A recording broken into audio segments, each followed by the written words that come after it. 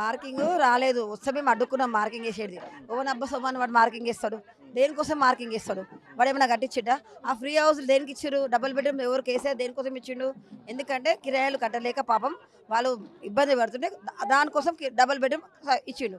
ఇప్పుడు ఈయన ఏమంటుండు? ఇండ్లు కూల్చి ఇల్లు ఇస్తా అంటుండు. అదేమన్నా న్యాయమా? ఏమన్నా న్యాయమా? ధర్మమా? ఎన్ని గజాలలో కట్టుకున్నాను ఇల్లు? మేము 60 గజాలలో కట్టుకున్నాం. మాదేం పెద్ద మహల్ కాదు. మేము పెద్ద మహల్ ఉంటే బంజారాస్లను హైటెక్ సిటీలో ఆయన పక్కకే పోయి ఉండేటోళ్ళం. లేక గతి లేకనే ఇక్కడ కట్టుకున్నాం. రూపాయి కూడగొట్టుకొని కట్టుకున్నాం. కబ్జా చేసి మేము కట్టుకోలేదు. మా ఇంటి జోలికి మొత్తం కబార్దార్ రేవంత్ రెడ్డి గారు. మూసీకి నీకు ఎంత దూరం ఉంటుంది ఇల్లు? 100 కిలోమీటర్లు ఉంటుంది. 100 మీటర్లు ఉంటుంది. 100 మీటర్స్ ఉంటుంది. అది కూడా ఆయనదంట. అది కూడా ఆయన అబ్బా సొమ్ము అంట.